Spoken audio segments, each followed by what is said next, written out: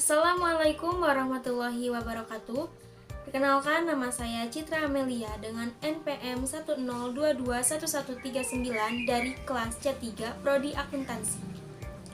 Di sini saya akan memenuhi tugas evaluasi tengah semester Pendidikan Agama 2. Jadi di sini saya akan menjelaskan beberapa materi Marifatur Rasul atau mengenal Rasul. Yang pertama ada materi Tariful Rasul dan Hajatul Insan ila Rasul. Yang kedua ada Makanatul Rasul, kedudukan Rasul. Yang ketiga ada sifat-sifat Rasul. Dan yang terakhir ada Wazifatul Rasul atau tugas Rasul. Jadi yang pertama ada Tarifatul Rasul, yaitu Tarifatul Rasul adalah seorang laki-laki yang dipilih dan diutus Allah dengan membawa risalah kepada umat manusia. Rasul mempunyai dua fungsi. Yang pertama, membawa risalah, yaitu baik pada zaman Rasulullah sendiri beliau membawa risalah, membawa berita dari Allah Subhanahu wa Ta'ala. Dan yang kedua ada teladan dalam menjalankan risalah, yaitu seorang Rasul fungsi utamanya ialah sebagai suri teladan yang wajib diikuti dan dijadikan seorang panutan oleh setiap pengikutnya. Lalu di sini ada ciri-ciri seorang Rasul. Yang pertama ada sifat-sifat yang mendasar. Yang kedua mukjizat, yang ketiga berita berdatangan, yang keempat berita-berita kenabian, dan yang kelima ada hasil kerasulan. Lalu di sini ada rasul-rasul yang diutus Allah memiliki ciri-ciri sebagai berikut. Yang pertama memiliki asifatul asasiyah.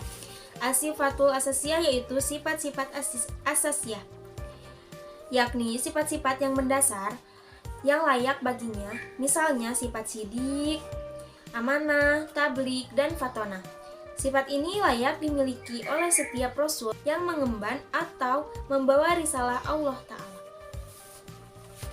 Dan yang kedua memiliki al-mukjizat, yaitu mukjizat, yakni perkara-perkara luas biasa yang dapat dilakukannya dengan izin Allah untuk melemahkan mereka yang menentangnya. Salah satu contohnya adalah mukjizat Allah ketika membelah bulan dengan izin Allah Ta'ala. Yang ketiga, adanya al-bisyarat, yaitu berita gembira berdatangan. Kabar gembira kedatangan Rasul ada kalanya telah diberikan oleh Rasul-Rasul sebelumnya. Yang keempat, adanya an-nabuwat atau berita-berita kenabian. Yang disampaikannya, setiap Rasul senantiasa membawa berita dari Tuhannya melalui wahyu, berisi ajaran perintah dan larangan atau peristiwa-peristiwa masa lalu dan masa yang akan datang. Yang kelima, adanya at-samarat atau hasil dakwah yang dilakukannya. Di antara hasil dakwah yang diwujudkan Rasulullah Shallallahu Alaihi Wasallam adalah munculnya generasi unggul dari sisi keimanan, ilmu dan amal, sehingga mampu berkuasa di muka bumi dan menebarkan ajaran Islam ke seluruh penjurunya. Selanjutnya ada hajatul insan ila Rasul, yaitu kebutuhan manusia kepada Rasul. Setiap manusia diciptakan oleh Allah Subhanahu wa Ta'ala dengan fitrah, di mana manusia bersih, suci, dan mempunyai kecenderungan yang baik. Fitrah manusia diantaranya adalah mengakui kewujudan Allah sebagai pencipta, keinginan untuk beribadah, dan menghendaki kehidupan yang teratur. Sini ada syarah. Yang pertama ada al-insan atau manusia. Secara terminologis, ungkapan Al-Quran untuk menunjukkan konsep manusia terdiri menjadi 3 kategori, yaitu yang pertama ada al-insan, yang kedua ada al-bashar, dan yang ketiga ada Bani Adam. Sebagai firman Allah ada di dalam Al-Quran surat Al-Qiyamah ayat 14. Yang kedua ada fitrah. Fitrah yang ada pada manusia dapat menilai baik buruk tingkah laku masyarakat ataupun dirinya. Fitrah terbagi menjadi 3. Yang pertama ada wujudul khaliq, yaitu kewujudan pencipta merupakan sesuatu yang tak dapat diingkari. Selanjutnya yang kedua ada ibadatul khaliq, yaitu pengabdian kepada Allah Subhanahu wa Ta'ala adalah sebagai hasil di mana akibat dari pengakuan kita kepada Allah sebagai hasil dan akibat dari pengakuan kita kepada Allah sebagai pencipta. Dan yang terakhir ada hayatul manadomah, yaitu petunjuk dari Allah adalah untuk memandu manusia ke arah yang baik. Yang ketiga ada hidayatul rasul. Menurut Adam 1428 Hijriah, akhlak Rasul yang jujur, amanah, dan cerdas menjadikan Rasul patut untuk diikuti semua teladannya. Di antaranya, ayat Al-Quran yang berbicara tentang akhlak Rasul yaitu Quran Surat At-Taubah ayat 128 dan 129. Hidayatul Rasul terbagi menjadi dua. Yang pertama, Ma'rifatul Khaliq, yaitu petunjuk Rasul yang digunakan untuk mengenal Allah, dan yang kedua Minhajul Hayah, yaitu petunjuk Rasul juga yang digunakan untuk mengamalkan Islam yang benar dan yang dirahai oleh Allah Subhanahu wa Ta'ala. Dan yang keempat ada ibadatul shahih. Ibadah shahih adalah ibadah yang menyembah Allah dengan panduan mengikuti Rasul. Rasul sebagai penerima wahyu dari Allah harus diikuti dan sebagai keperluan kita untuk menjadikannya sebagai contoh dan petunjuk dalam menjalankan ibadah yang baik dan benar. Materi yang kedua ada makanatul Rasul, yaitu kedudukan Rasul. Yang pertama, abid min ibadillah, yaitu hamba di antara hamba-hamba Allah. Rasul Muhammad Shallallahu Alaihi Wasallam adalah sebagai hamba dan manusia biasa yang juga makan, minum, pergi ke pasar, beristri, berniaga, dan segala aktivitas manusia dikerjakan dan ditunaikan dengan baik. Allah Subhanahu wa Ta'ala berfirman dalam Al-Quran Surat Al-Kahfi ayat 110, yang artinya, katakanlah Muhammad, sesungguhnya aku ini hanya seorang manusia seperti kamu, yang telah menerima wahyu bahwa sesungguhnya Tuhan kamu adalah Tuhan yang Maha Esa. Maka barang siapa mengharap pertemuan dengan Tuhannya, maka hendaklah dia mengerjakan kebajikan dan janganlah dia mempersekutukan dengan sesuatu pun dalam beribadah kepada Tuhan. Abid min ibadillah terbagi menjadi 4. Yang pertama ada insan atau manusia. Perilaku ini menggambarkan suatu aktivitas sehari-hari manusia. Apabila Rasul seperti manusia, maka dakwah mudah dilaksanakan dan mudah diterima. Tidak ada alasan bagi manusia untuk menolaknya. Yang kedua ada nasab atau keturunan. Rasul berasal dari kaum Quraisy. Bapaknya bernama Abdullah dan ibunya bernama Aminah. Beliau mempunyai keluarga dan turunan yang jelas. Begitupun tentang sejarah kelahiran dan asal-usulnya. Yang ketiga ada jism atau fisik. Fisik Nabi Muhammad Shallallahu Alaihi Wasallam digambarkan banyak oleh hadis, seperti rambutnya yang rapi dan selalu disisir, badannya yang kuat, tingginya sedang, dan sebagainya. Dari gambaran fisik Nabi adalah manusia yang juga sebagai manusia biasa lainnya. Yang terakhir ada sirah nabawiyah atau sejarah kenabian. Penggambaran ini sebagai pengajaran yang menerangkan sesuatu dan juga sebagai petunjuk bagi kita yang membacanya. Dari sirah nabawiyah disimpulkan bahwa Nabi sebagai hamba Allah dan menjalankan aktivitas-aktivitasnya sebagai manusia biasa. Selanjutnya yang kedua ada as-sunnah atau sunnah. Sunnah berarti jalan. Sunnah Nabi adalah segala sesuatu yang disebutkan dan diamalkan. Sunnah bernilai syar'i. Sunnah juga dijadikan sebagai teladan dan ikutan yang menyangkut as-sunnah, yaitu fiqhul ahkam atau fikih hukum. Selanjutnya yang ketiga ada Rasul minal mursalin, yaitu Rasul di antara Rasul-Rasul. Rasul mempunyai keutamaan dan ciri-ciri kerasulan. Muhammad seperti Rasul lainnya juga yang mempunyai mukjizat dan tugas-tugas mulia. Allah menjelaskan dalam surat Ali Imran ayat 144. Rasul minal mursalin terbagi menjadi 4. Yang pertama ada tabligh risalah, yaitu menyampaikan risalah. Yang kedua ada adaul amanah, yaitu menunaikan amanah. Yang ketiga imamatul umat atau pemimpin umat. Dan Yang terakhir ada dakwah nabawiyah atau dakwah kenabian. Materi selanjutnya yaitu sifat-sifat Rasul. Sifat-sifat Rasul bagi menjadi 7. Yang pertama ada al-basyariyatul kamilah atau kemanusiaan seutuhnya. Rasulullah Shallallahu Alaihi Wasallam adalah bangsa manusia seutuhnya, memiliki jasad seperti manusia pada umumnya dan memiliki perasaan seperti manusia lainnya.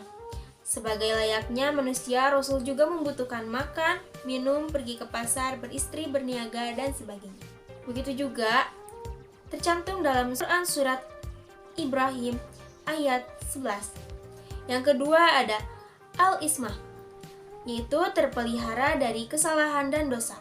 Salah satu contoh ismah kepada Rasulullah Shallallahu Alaihi Wasallam adalah peristiwa yang pernah terjadi kepada beliau sebagaimana dimuat di awal surat At-Tahrim ayat 1, yang artinya, wahai Nabi, mengapa engkau mengharamkan apa yang dihalalkan Allah bagimu?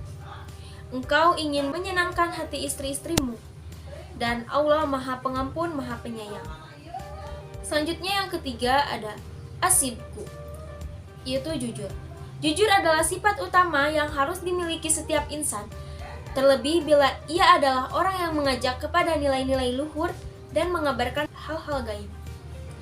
Yang keempat ada al-fatonah, yaitu cerdas.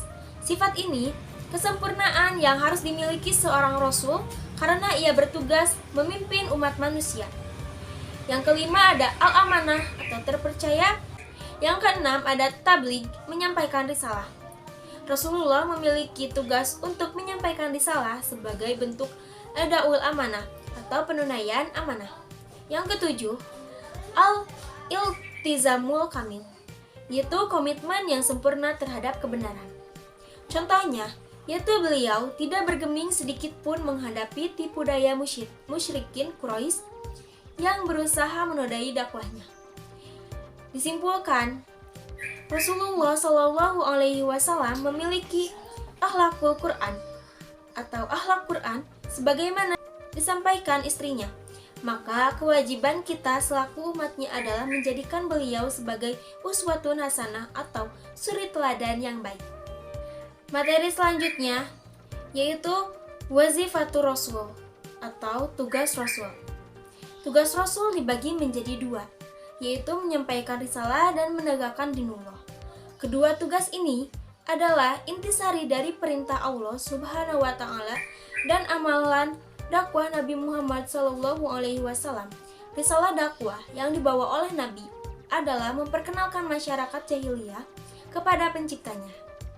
Setelah itu menjadikan mereka sebagai muslim, sedangkan tugas Rasul adalah menjelaskan cara pengabdian kepada Allah, menjelaskan Islam sebagai panduan hidup, dan menyampaikan risalah secara berkesan dengan melaksanakan tarbiyah Islamiyah, yaitu dengan menekankan kepada arahan dan nasihat.